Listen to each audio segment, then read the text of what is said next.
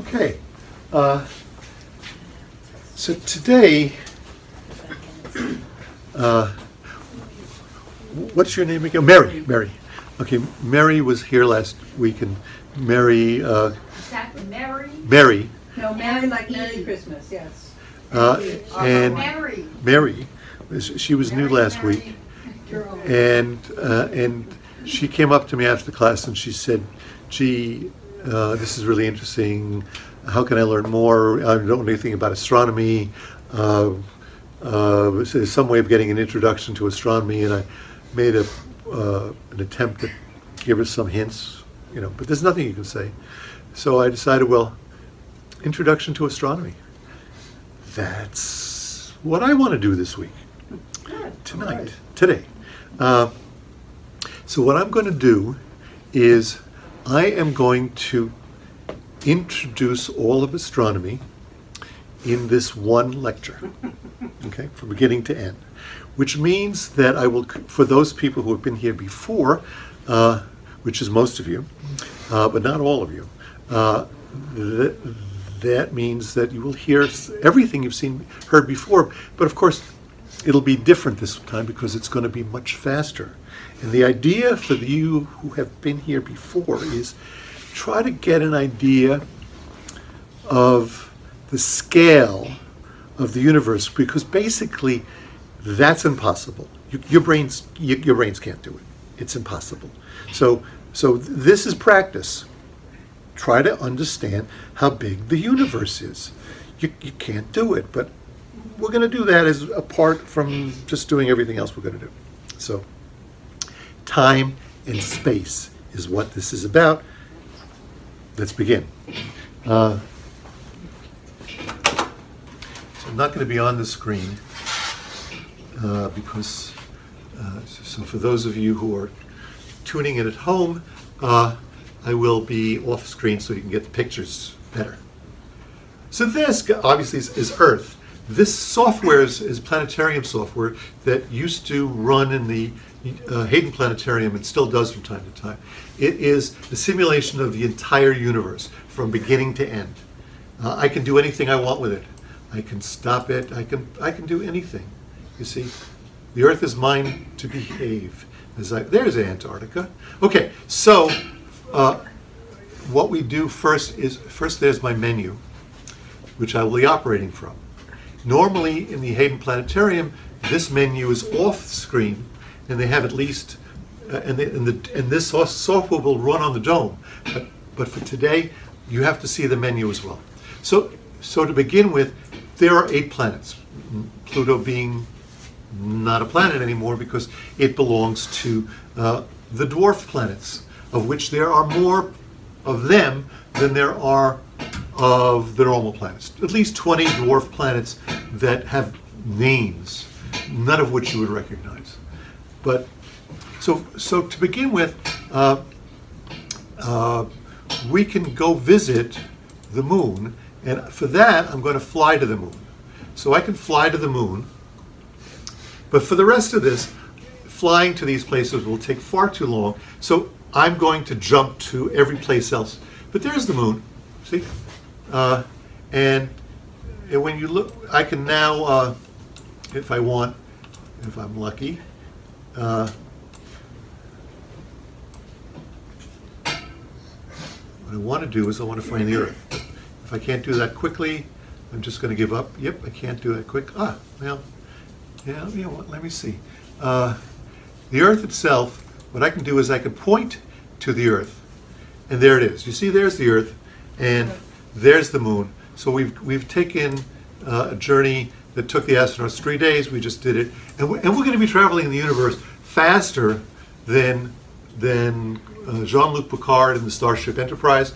We're going to be traveling not at warp speed, but at ridiculous speeds. We're going to be traveling at exponentially faster speeds than the speed of light, and you're not even going to break a sweat.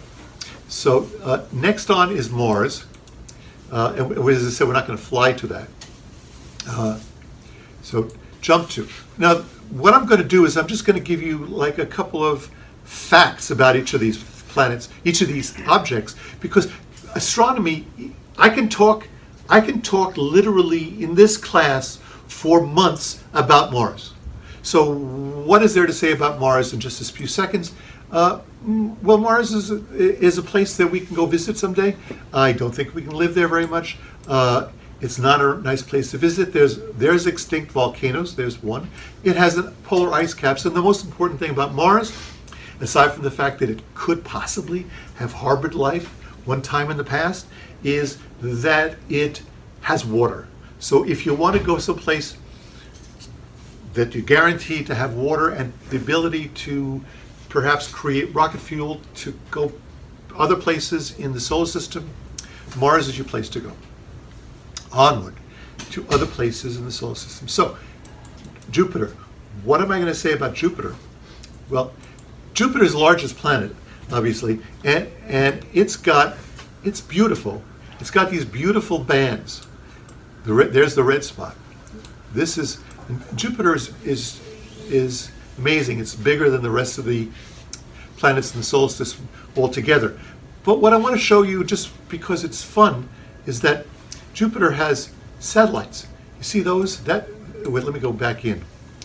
There are some satellites here that you can see they go around Jupiter in the plane of the equator. Those are the inner Galilean satellites. But if you pull out, look at all the satellites that Jupiter has. Lots of them. These are all, but notice that these are chaotic. So these were not formed at the same time that Jupiter was formed. And on to Saturn.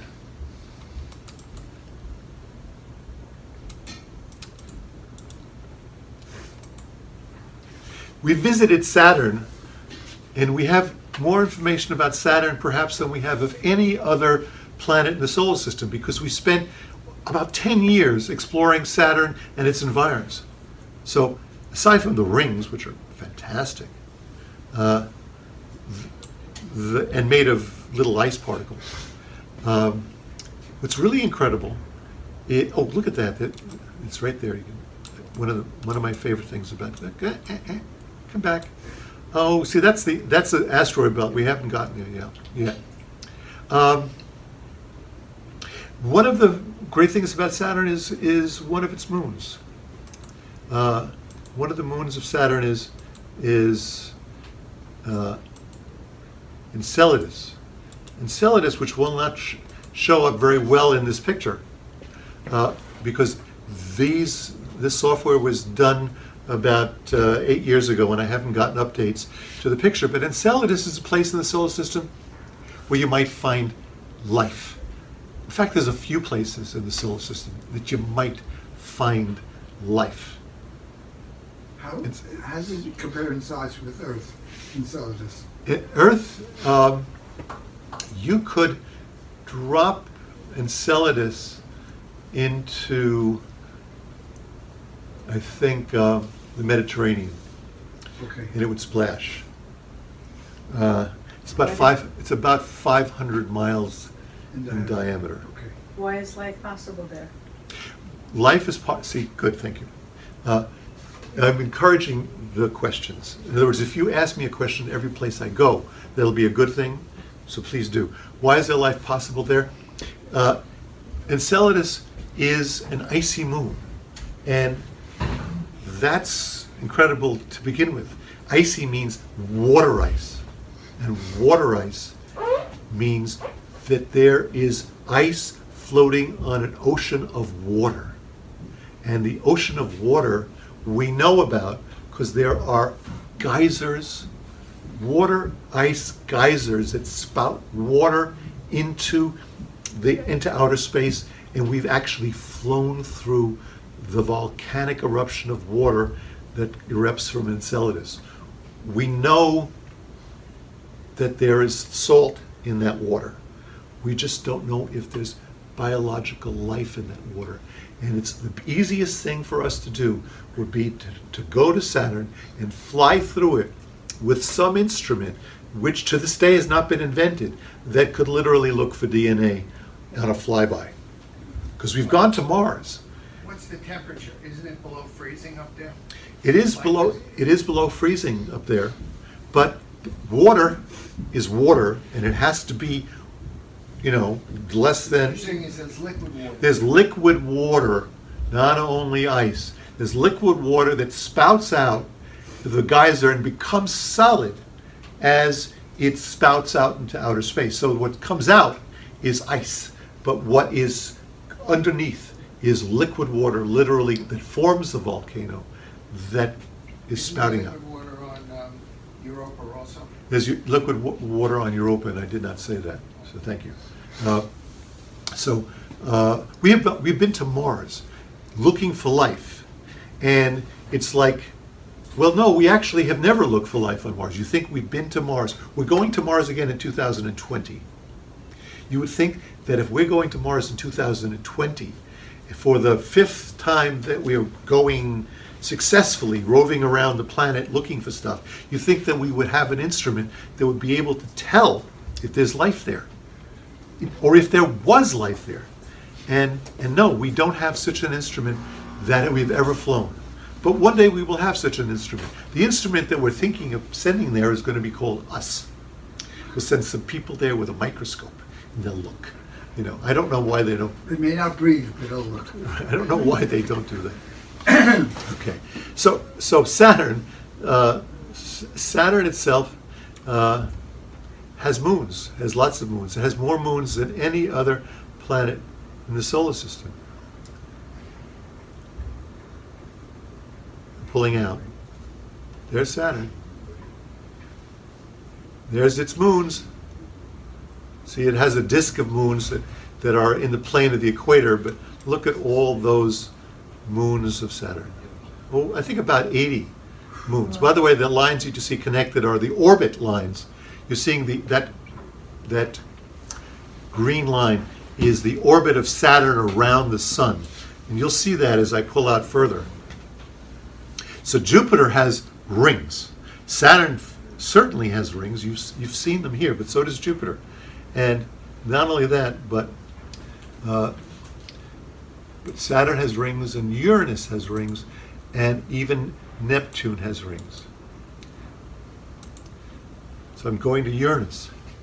And there in this picture, which is, you know, it's somewhat simulation, and it's somewhat picture. So when they went to Uranus, which they went only once as they flew past in around 1990 or so, they spotted rings, as they did around Neptune. And it has a number of satellites as well. We seem to have skipped. That's the satellites of Uranus. And as we pull out further, you can see that these are the orbits of the planets. There's still the moons, and now we're going to see the orbits of the planets. There's the orbits of the planets. We skipped one. We skipped not one, but we skipped something. You skipped Mercury, Venus. I skipped Mercury and Venus. You started going outwards. I skipped Mercury and Venus. Okay, because Mercury doesn't have great pictures, Venus doesn't have great pictures. I knew you knew about them, you know. Thanks for asking. Why are they less good than the pictures of Uranus? Well, okay, okay, good. That's the right question. Let's go to Venus and see why Venus isn't any good at all, picture-wise. So this is Venus, and as you can see, Venus seems to be covered with clouds, which it is. Venus is covered with clouds to an extent that pictures of Venus are virtually worthless unless you take them with radar, and I have some great radar images of this same planet, not for this class today, but radar images of this planet show craters and volcanoes.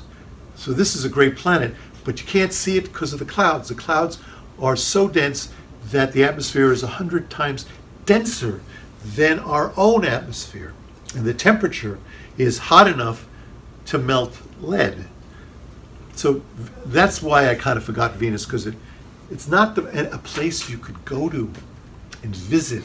Although there is talk about that. How do you visit Venus given those two things? Is you don't go down to the surface. What you do is you land a dirigible, a blimp, high up in the clouds, and you spend 6 months investigating the clouds of Venus, just floating in the clouds of Venus. Then your spaceship, which is attached to your dirigible, just takes off and goes back, meets the mothership, and then back to Earth. This is a possible scenario for us to go. But Venus is not otherwise interesting because there's no chance of life. And of course, the reason that we want to go there in the first place is life in the first place. That's why we go places, I think, in the universe, because we want to know if we're alone. That's because we're curious. And while we're curious about Venus, I don't think we're as curious about Venus as we are about Mars, because Mars is a place that might reveal to us whether there was other life, independent life, ever invented in our solar system. That would be an indication that life is prevalent, and then we would know that life is prevalent everywhere in the universe, not just here. Are we unique, or are we just like everybody else? So Mars will tell us that. Venus will not. Let's go to Mercury, because I skipped that again also. So Mercury has been visited a few times. These pictures are taken by one of the first visits to Mercury. You can see it's covered with clouds, and it's got pretty colors. I mean, not clouds, craters. And it's close to the sun. We visited a couple of times. I think we have a spacecraft either going there or circling it at this point. We have a spacecraft that's currently circling the sun. We have a spacecraft that's circling the sun that's much closer to the sun than Mercury is. And it's sampling the sun and telling us all sorts of great new things about the sun. Those are stories to be told as well. So now the asteroids. Why the asteroids? Oops. Let's just pull out. Can you give a definition of what an asteroid is? Sure.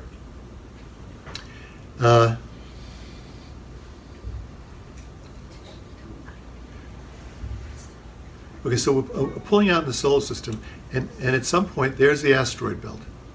And the asteroid belt is between Mars and Jupiter.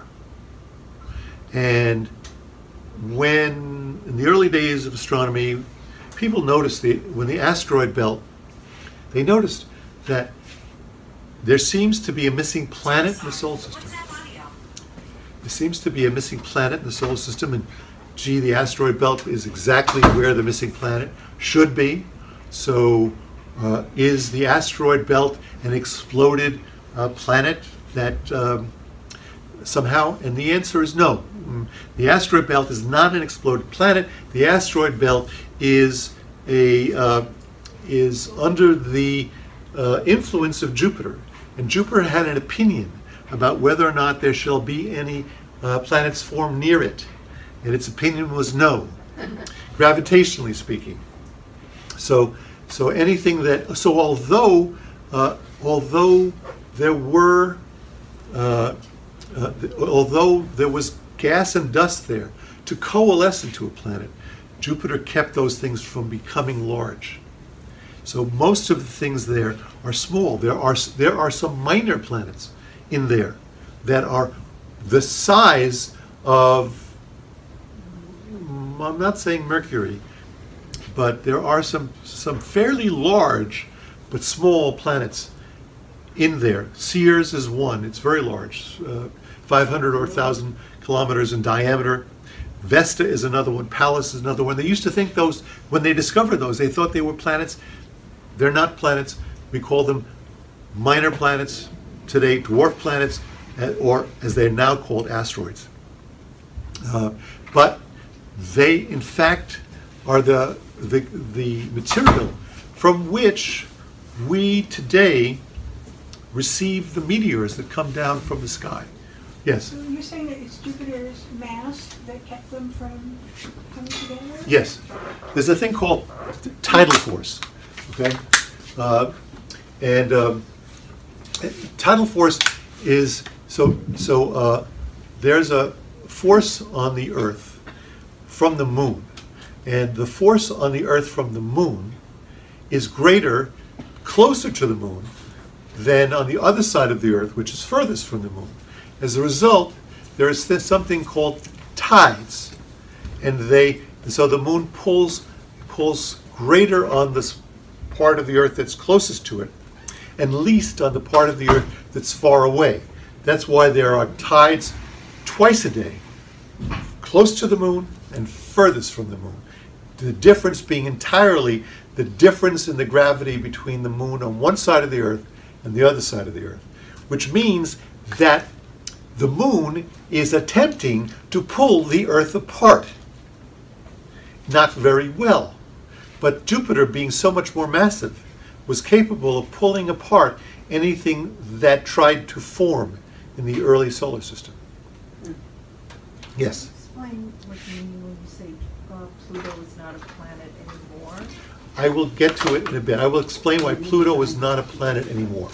Okay? I will get to that shortly, if not almost immediately. Refugee. Okay, so we have the asteroid belt.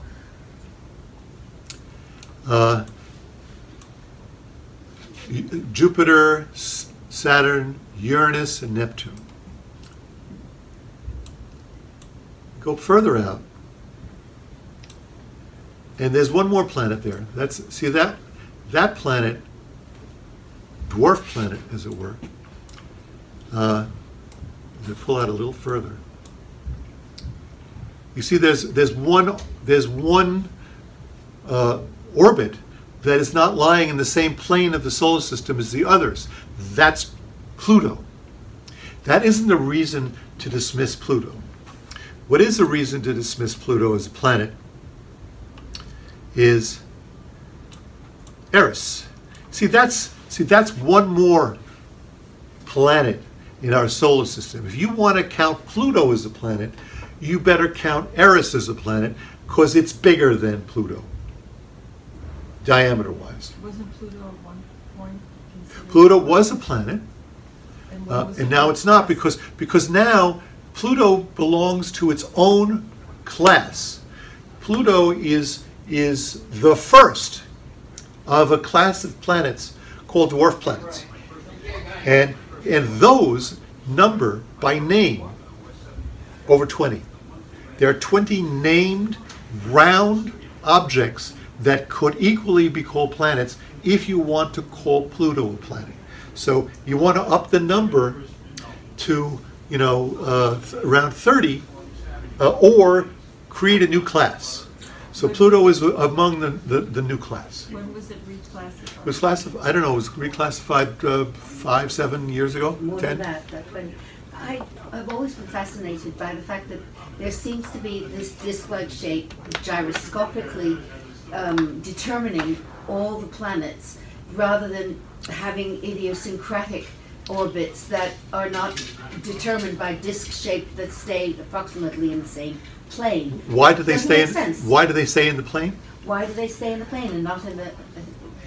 Okay, so if you're spinning a pizza, okay, if you're spinning a pizza starts out as a round ball of dough, which is the cloud that formed the Earth, and the Sun, and the rest of the solar system was a round ball of dough. As it condensed into, this is a very short explanation for the creation of the solar system, mind you, but nevertheless, what's common about it, thank you, were you going to close the door? Thank you. What's common about it is that it flattens.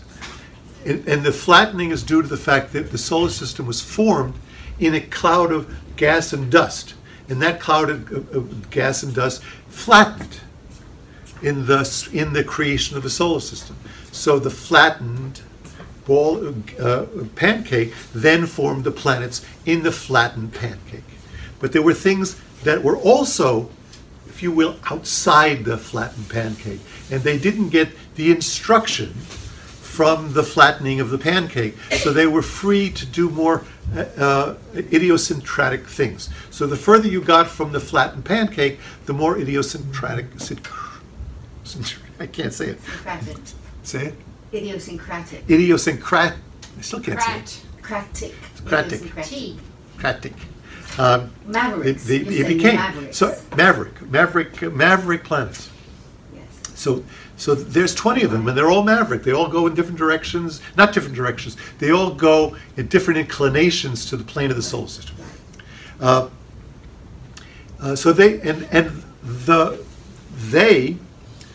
they form a group of things, are part of a group of things called the Kuiper Belt. Remember the asteroid belt? That's all the way in there.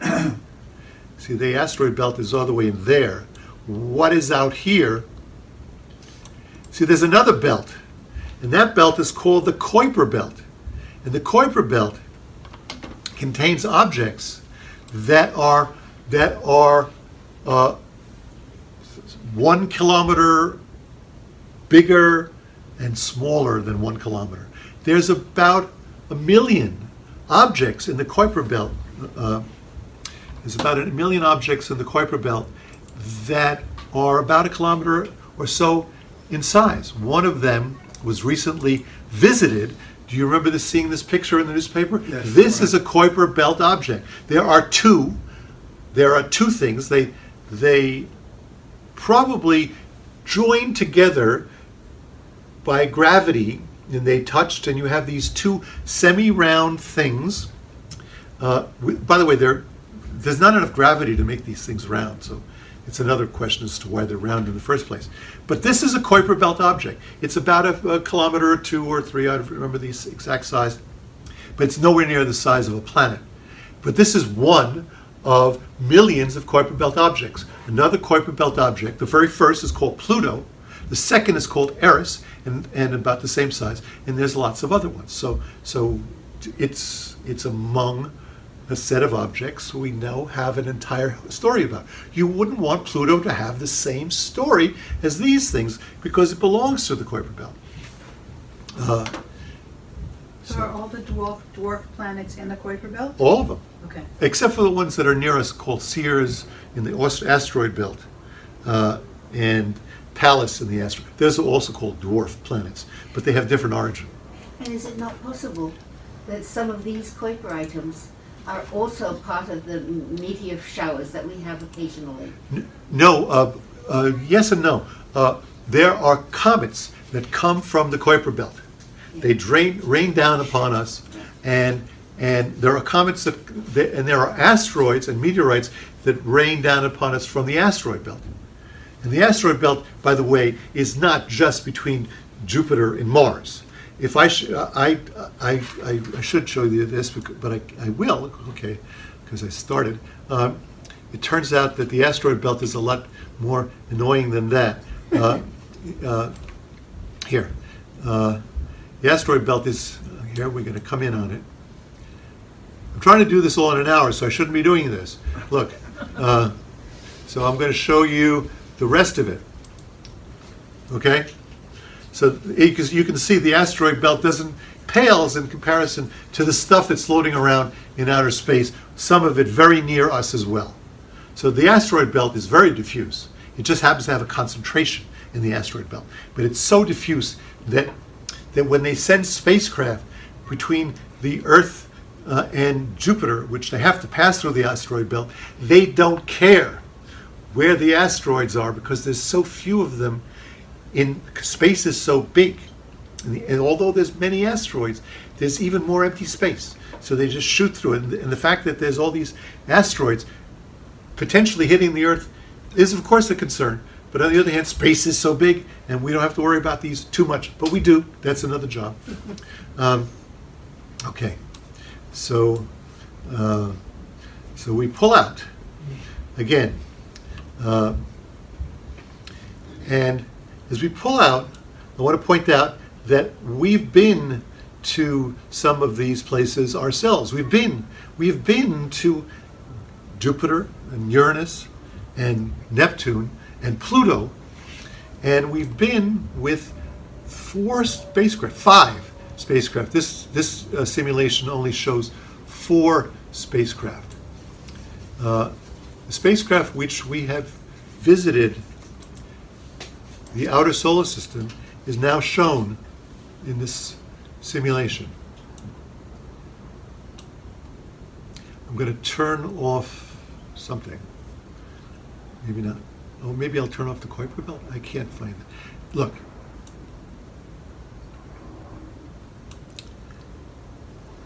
You see those green and yellow lines emanating from the solar system?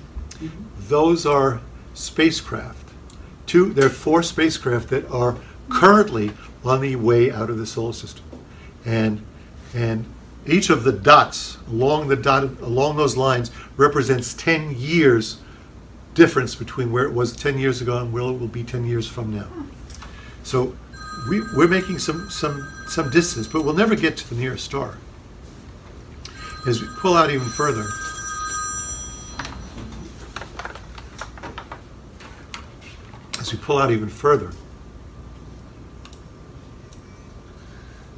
what we're going to do now,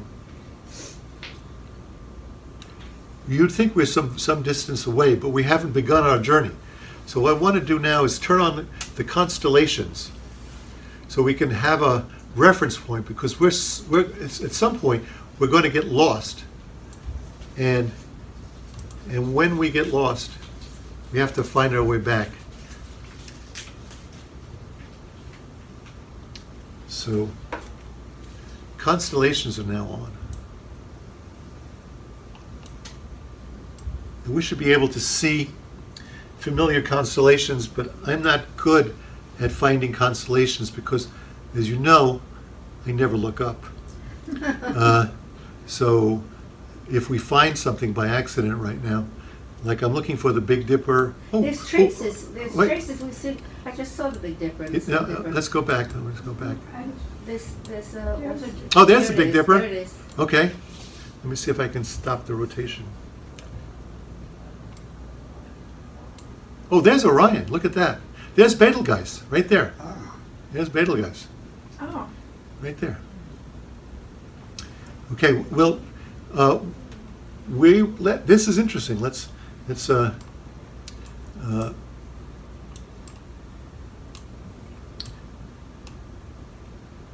see if we can bring Betelgeuse more center to the picture, because we're going to pull out, and as we pull out from this, going further out, what's going to happen? See, the Betelgeuse is made up of a number of stars, which, as we move out, some of these stars are close and some of these stars are far away. But right now they're just laying on the celestial sphere. But as we pull out, they will be at different distances from us, and so Betelgeuse, so Orion will change its shape. And that's going to be interesting, but it's going to be really interesting later on, because we're going to use the constellations to find our way back to where we live. It'll point our way. You'll see that in a second. So I'm pulling out. That's why the post office is losing money.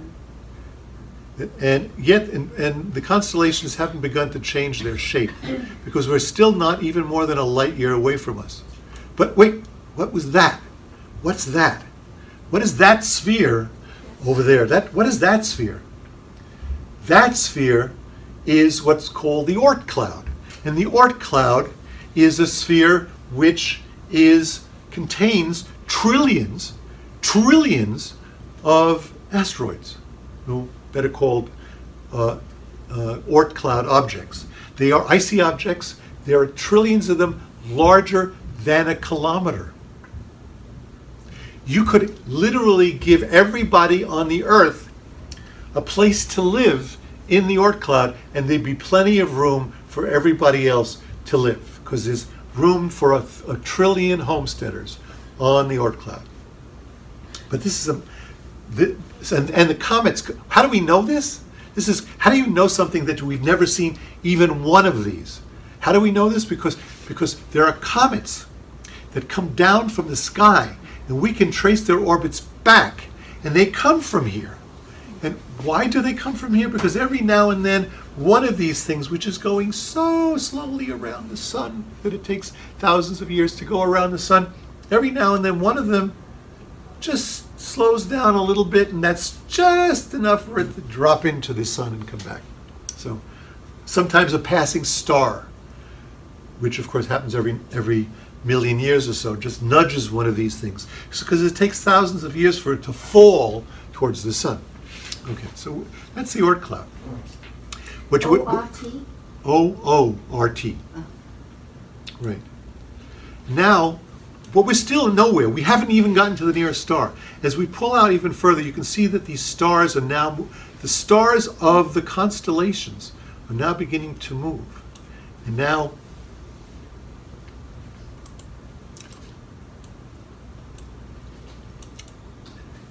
so I can't find it easily the nearest star in this simulation because we have a lot of things to do and so little time.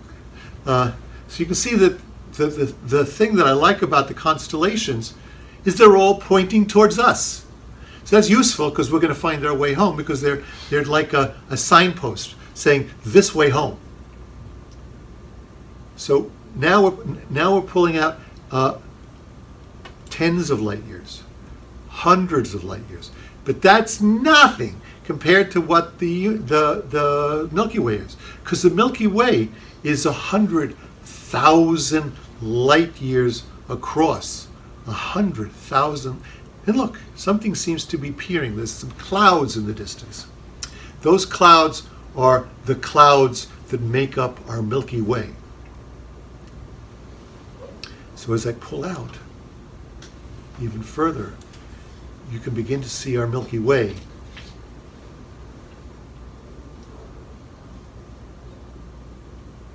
There she blows.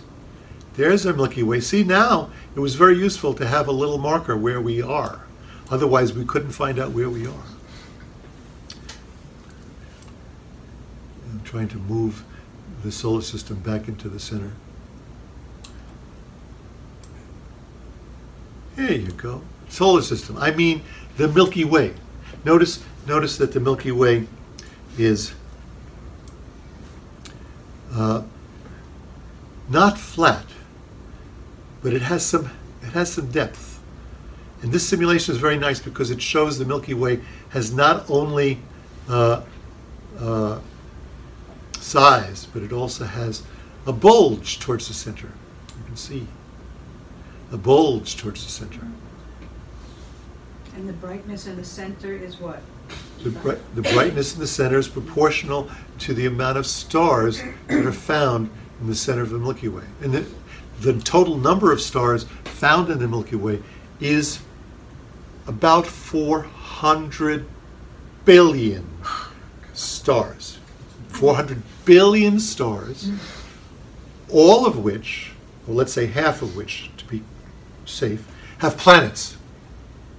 There used to be a time when I would impress, I was teaching this class for 11 years. I used to try to impress the class by showing as part of the simulation that these stars have planets, known planets. And I would literally show the stars in the sky that had the known planets. But the problem is now we know that every star has planets. It's not interesting anymore. The fact that I can tell you which ones we know have planets is nowhere near as interesting as the fact that we know they all have planets.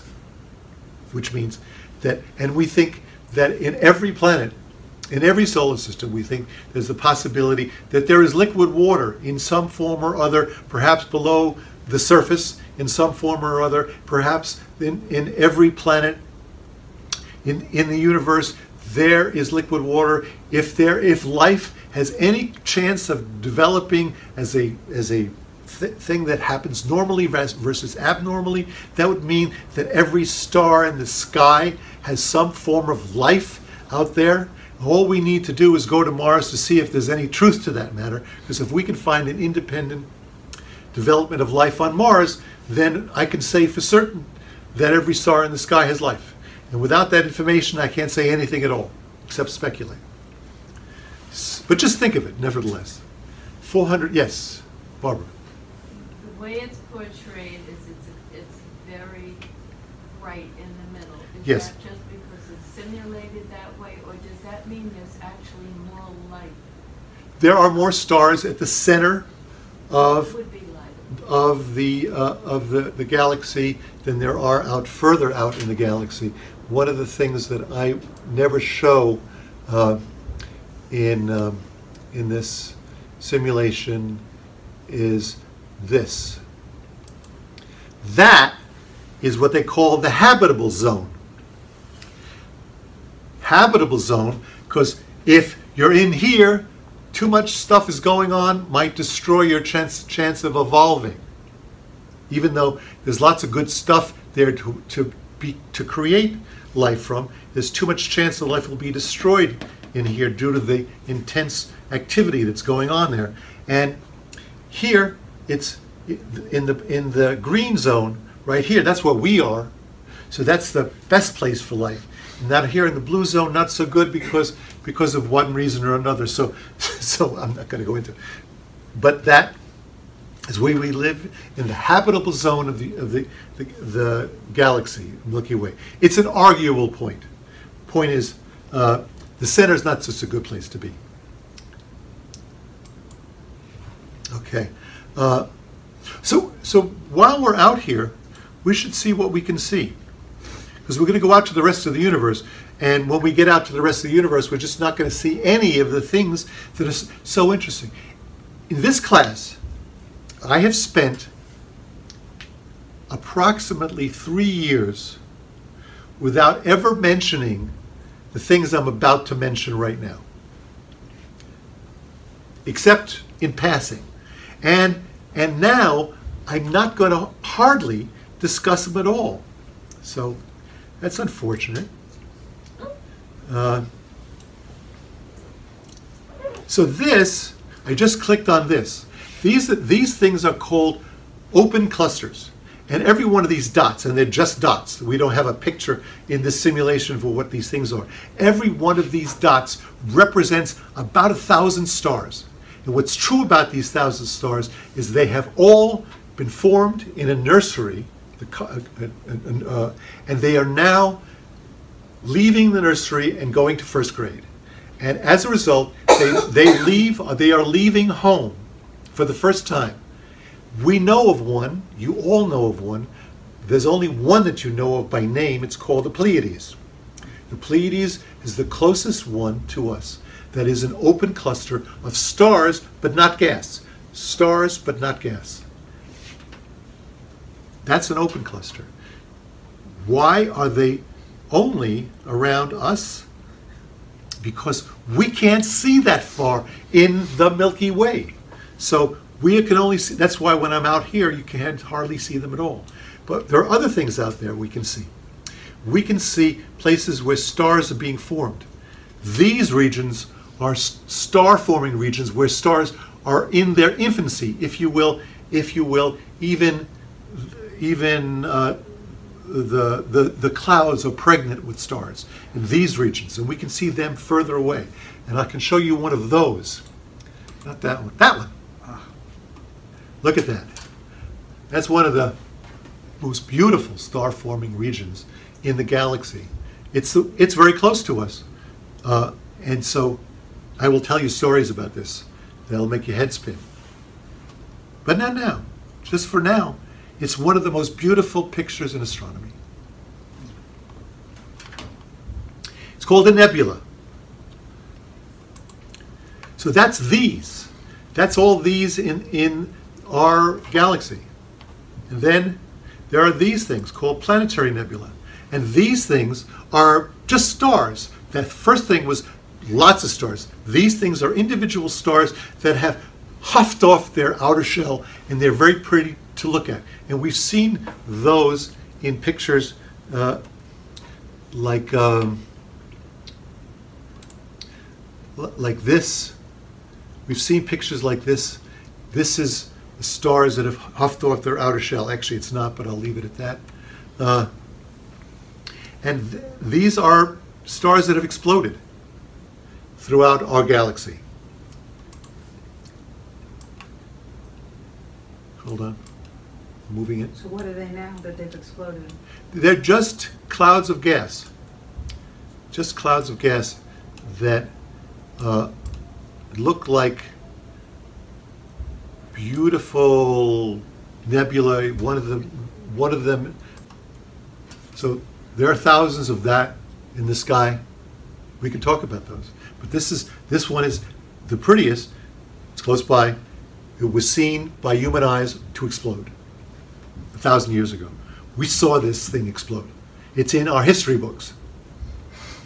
That's what it looks like now. That's called a Supernova Remnant. And now, one of my favorites. Although, in fact, the picture that we're seeing here is not going to do it justice. So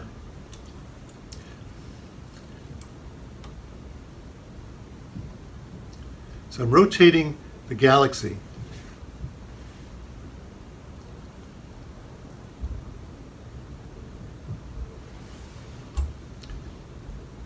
And notice that the galaxy now has these yellow dots around it. And these yellow dots I'm turning off all those other things. Those yellow dots are called globular clusters. And globular clusters are like the old men of the Milky Way. These guys were there before the Milky Way was formed. They're older than the Milky Way in some sense. They're almost as old as the universe itself.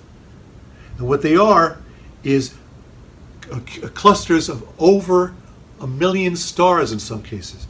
The prettiest one of all, the biggest one of all, is called the Omega Centauri. And that's what Omega Centauri looks like. It's just a ball, which gets more diffuse as you go out, of stars. 1 million stars resides in there. All of them older than the sun, twice as old as the sun. And the interesting thing is, there's not millions of globular clusters. There's only hundreds of globular clusters. And these globular clusters literally move around the solar system, move around the Milky Way. They orbit it. They go up, they go down, they go around. It's like they're passing through the Milky Way. They never hit a star on their way through.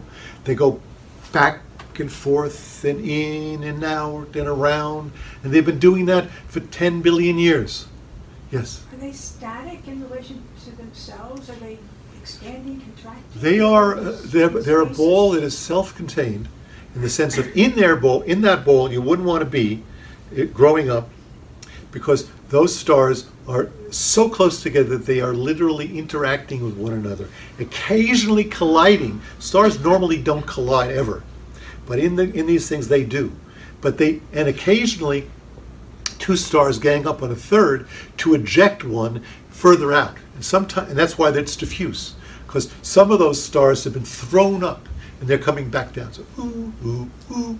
Stars are constantly doing things in the center. They're all staying put. Out further out, they're just bouncing in and out. But they're all staying together. Very rarely does any one of them leave the globular cluster. They're there forever. Yes? Could we backtrack a minute? You said something earlier that there was something that was seen and recorded in the sky Yes. about 1,000 years ago. Right. And that, did you say we no longer see it today? No, that's a picture of today's picture of the Crab Nebula. That is what we see today. What we see tomorrow will be slightly different because it's so close that we actually see the Crab Nebula expanding. So it's there in the sky to be seen with a telescope. Any reasonable telescope that you can purchase can see that. Not as pretty as that, obviously. So the sky looked different 1,000 years ago, which is actually such a short amount of time. Well, before 1,000, it was 10. I think it was 10:04. 1004 that that star exploded. And when it did, the day before, the sky looked normal. And then the day after, the sky was so bright that you could see it in the daytime, that star. And then it faded over a period of a month. It was written about in all cultures around the world, including the Anasazi Indians, had a picture of it that they'd put on a stone, we think is a picture of that star exploding. Right, so it's the most well-known of all the supernova, yes. But you said exploded in 1004, or it was seen in 1004? Oh, I do mean it was seen, of course. And it exploded? Right. When? It exploded, 2000 years ago? well, I don't know how many light years away, but for the purposes of the conversation, it's always now. When Betelgeuse explodes, if it does, it will be now. Right. Even though it happened 700 years ago, it still will be now for the purposes of, you know. Our own star, the sun,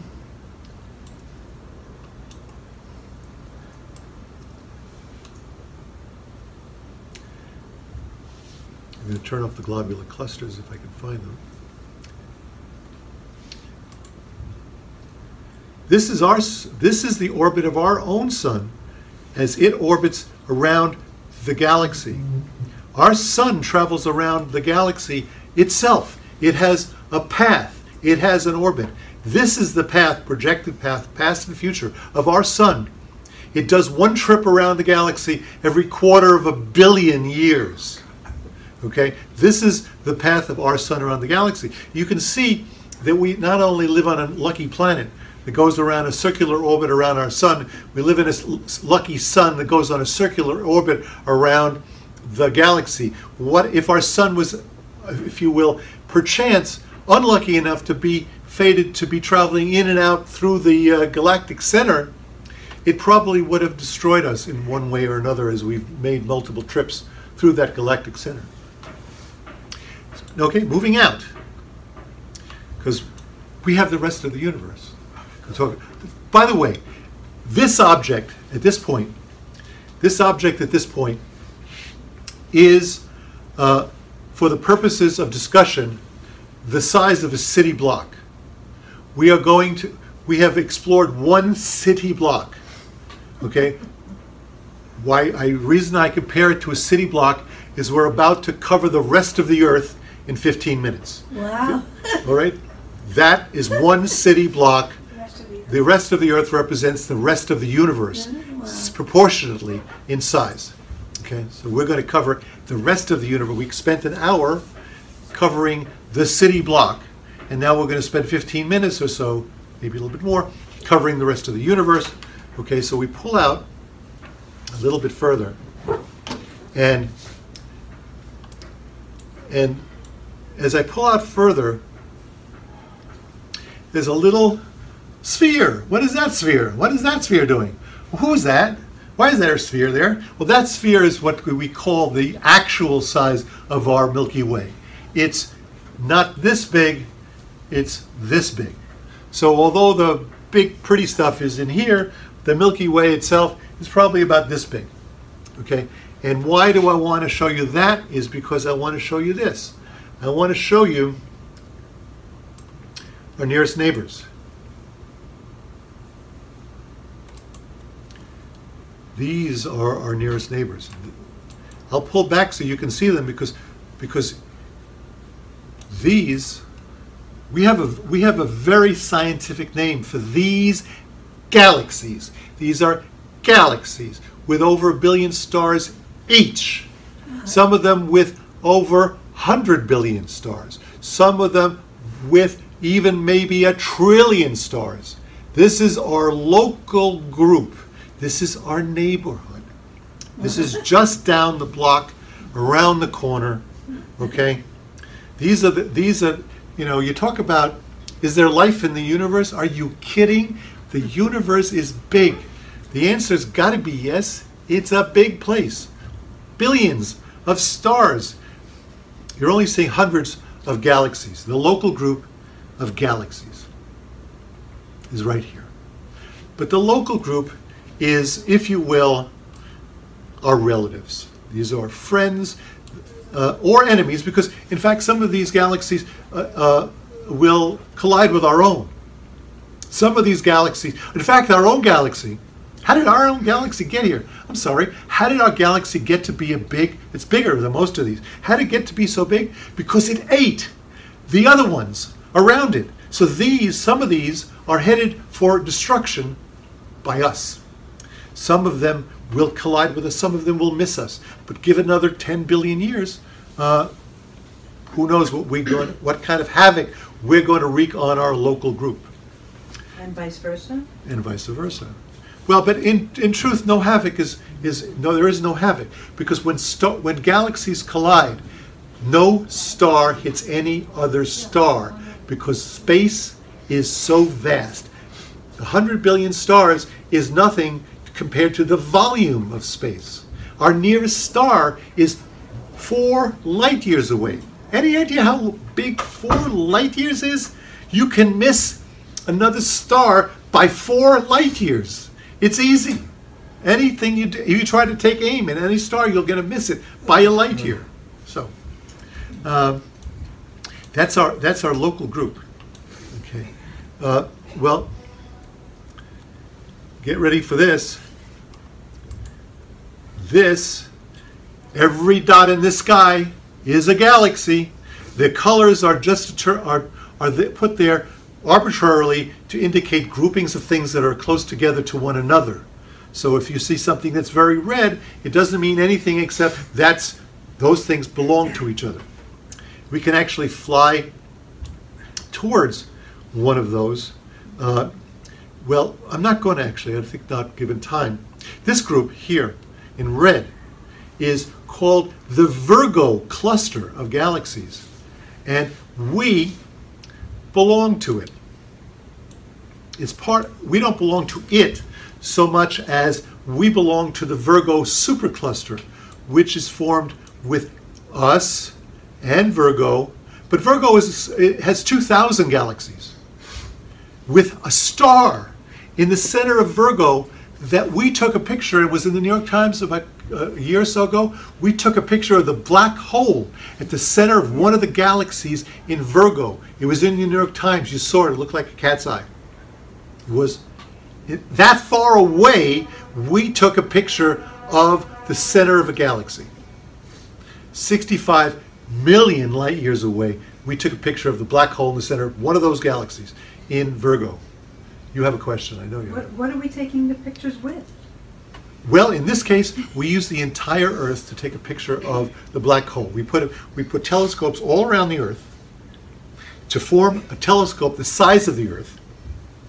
We synthesize the space in between the telescopes, and we then use the telescopes, taking the signals from each of the telescopes, putting the signals onto hard disks, taking the hard disks and ferrying them to a central place where they were combined inside of a computer to make the telescope the size of the Earth, using the data from all the telescopes around the Earth. And finally we were able to get that picture. And we're currently taking a picture of the center of our own galaxy, which is not 65 million light years away, but 100,000, 50,000 light years away. Much closer, much smaller black hole. We're taking a picture of that right now. It'll be soon that we'll see it in the newspapers. Pictures, not only pictures, but a movie. We're going to see a movie of the center of our galaxy, the black hole in the center of our galaxy. So the Virgo cluster is just one of a number of clusters in the nearby neighborhood. This is still, look, see that? That's 10 to the 6 light years. That is 1 million light years. See, this is a marker that keeps getting bigger. This is 10 to the 7th light years.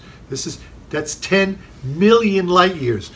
We are going to, in the next few minutes, go 1,000 times further. We're going to go 10 billion light years in a very short amount of time. So the space that we're looking at here, this space that we're looking at, this wonderful neighborhood that we live in, is just going to be an afterthought as we go further and further out into the rest of the universe.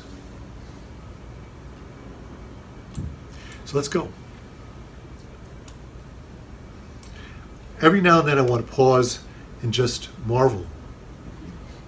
We've covered some of this previously. What we've done today, we've recap. We covered all of this, every bit of it previously. We've covered it. What's different is I'm trying to cover it in 1 hour. That's what's different. It's like a summary and. It's a summary and an introduction for some. Right. Right. Because I remember. So now we're at 10 to the 10th light years. No, 10 to the 8th. That's 100 million light years.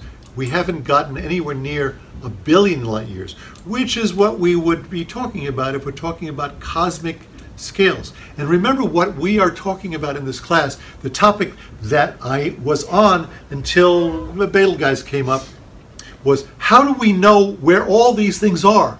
Because we're looking at every one of these things through a single eye, the telescope. How do we don't have binocular vision to know where these things are. How do we know where these things are in the universe? It's a question I'm not going to answer today. But that's a question that I'm ongoingly answering in this class. So, as we look at this data set, which is nothing more than a data set, you can see there's something odd about the data set, which is the guy who made the data set. His name is Tully. Tully decided for one reason or another that he would chop the data set off so it would be a cube. So you can see that the universe at this distance looks like a cube. That's because Tully, I guess, has a weird sense of humor as to where he should chop the data and stop taking data. But lucky for us, Tully wasn't the only guy taking pictures. We have another group of data which doesn't do that. This is 2-mass, and we're now, this is the 2-mass data set. And we're still not very far out. We're about 1 billion light years. But that's nothing compared to the universe. So the next thing to do is to throw in the rest of the universe. We're going to do it in 2 stages. This is called the galaxies in the outer universe. And there's something special about this picture, this simulation. Look at it. It's amazing, it's beautiful. Every one of those dots is a galaxy, but there's something more than just the fact that every dot is a galaxy. Look at the fact that it seems to have filaments. It seems to have voids. There seem to be walls. There seem to be empty spaces between the galaxies. They also seem to be only lying in one direction. The reason for the fact that this data seems to be lying out in a fan is because the data was taken that way. We looked only in that direction and that direction, to my left and to my right. So that's just an artifact of the money spent on this production.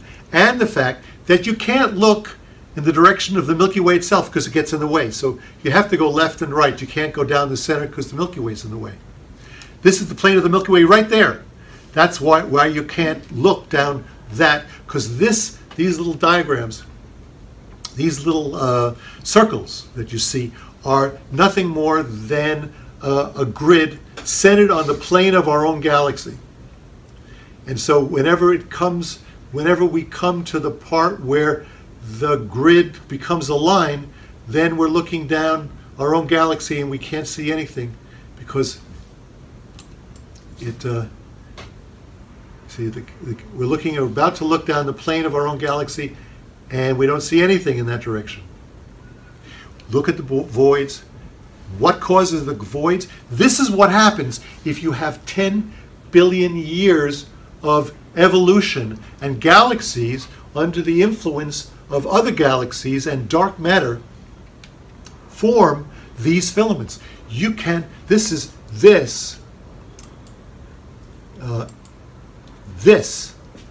is not a picture of the universe. This is a simulation of the universe are done on a computer using everything we know about physics. You run the simulation for 10 billion years, and the universe looks like that inside of a computer. Just the laws of physics does that to the universe. So when we see the universe looking exactly like that,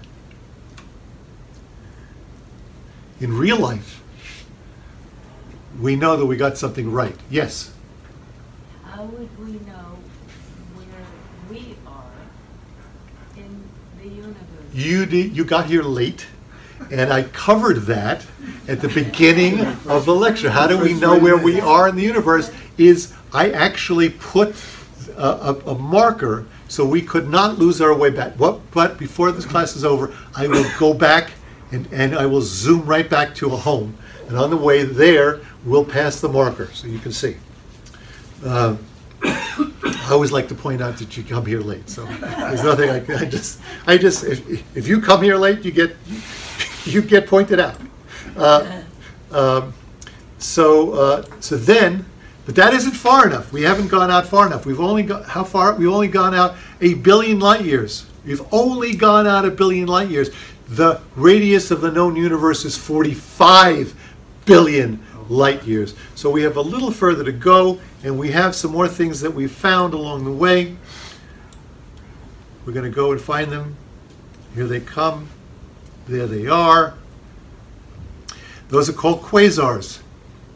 And quasars are really nothing else but galaxies forming. And when galaxies are forming, they're making black holes in the center of their galaxies. And as the black holes are forming, and the black holes are feeding upon stars that are forming, and as the black holes are getting bigger and bigger and emitting enormous amounts of light, those quasars can be seen across the entire visible universe because they're so bright. When I was in school, we had no idea what they were. Quasars stand for quasi-stellar objects. We had no idea whether they were close in our own galaxy or far away at the edges of the universe. It took us 5 years or so before we could figure out, no, these are the furthest things in the universe. It was a spectacular moment in astronomy when we knew that these were the furthest things, not the closest things in the universe, because they were so bright. We couldn't believe that something that bright could be all the way on the other side of the universe. So we go out further. They're still there, you see? Much further than the galaxies we can see. The quasars are much further than that. Look at that. The universe is filled with quasars, but of course we're looking back in time, as far away in space, back in time. And finally, they begin to disappear as we see less and less of them because we need better and better telescopes. So what we finally end up seeing is something that in some way is wrongfully placed. This, you see those reds and yellows and greens? Well, we've discussed that before. It's the cosmic background radiation. It is the radiation from the beginning of the Big Bang which created the universe, that lies at the edge of the universe, as far as the eye can see, everywhere around you. But it comes from 45 billion years, 45 billion light years out there. And it's right here, right now, as we see it. So it's some way the beginning of the universe, it's also some way the end of the universe, depending on your point of view. Now what we're going to do is we're going to zoom back in. And those things are going to come and go. And there's the galaxies. And there's the 2-mass data set. And there's the Thule data set. And soon we'll be getting close to our own own Milky Way. And there's our Milky Way with the halo around it. And there's our Milky Way itself with the orbit of the sun around the center of our galaxy. And for the purposes of Barbara, see, that's how we know where we are, Barbara, right there, because I put all the constellations in. So the constellations mark, when they're extended the way they are, they all point to home. So as we go further and further in, we see there's the constellations. Now that's the Oort Cloud. Those are the spacecraft. That's our sun, by the way. This is the interesting thing. See, our sun got brighter as we got closer, but now it's going to get dimmer. The reason for this is very cute. The reason it gets brighter and dimmer as we go closer is now the sun is the right brightness. But now, if we got closer, it would get even brighter and just ruin the whole picture. So what they do is they dim the sun at this point in order to make the rest of the simulation reasonable. So as I go closer to the sun, it'll get dimmer. So there's the spacecraft that we've launched beyond into the Oort Cloud, and there's the asteroid belt with all the asteroids, and there's the planet Earth. We zoom in on the planet Earth. Come on, there you go. There's the moon. I'm sorry, we never left the moon. So the moon is our object. We want to end up at the planet Earth. Hold on. It has to end at the Earth. There's no way it can't end at the Earth. And there's our Earth, and in truth, there's the asteroids, and I left them in there. But this is a great simulation because it's real. I can make the Earth spin, and this is the Earth today, not necessarily the weather, but this is the Earth today. And I can make any object in the solar system spin. And I'd like to stop it where we are, but I'm not sure I have the time to find us. I'm just going to let it go. There you go. Right. Thank you. Thank you. Attendance. Very good. Excellent. Okay, we did it in an hour and 15 minutes. Okay. So Attendance sheet. what? Oh, attendance sheet. Yes. Attendance sheet. Don't go anywhere without this. Here. You have a pen? There's a pen. Well, that was something. So what do you think? So basically, there weren't that many questions because basically I covered the entire field of astronomy in just a few minutes. Okay. That was So basically, that's what this class is about. It's about explaining everything that I didn't explain. Basically, I can stop at any of these things that I spent a minute on and talk for a week or month. And will. And you get more questions. And you get more questions, yes. To this or into that. Yes. Yes. Oh, I'm going to take you. Well, I wasn't late and I still have the same question. Oh, really? Okay. Which is, this is all Earth-centric. Right. We don't know where we are in the universe. So when you say like these quasars are really far out towards the edge, how do we know that we're not on the edge? Okay, so that's a very good question, which I'm going to give you not enough of an answer to, but it's a great question. Okay, it's one of the best. It's one of the top 10 questions in astronomy. Okay. And can you just please answer? Right. So the thing is, the truth is that what we know that every other person in the universe. Now let's assume the universe is filled with observers. Okay, every other person in the universe would have the same experience as we do. Every person in the universe feels as if they are the center of the universe, and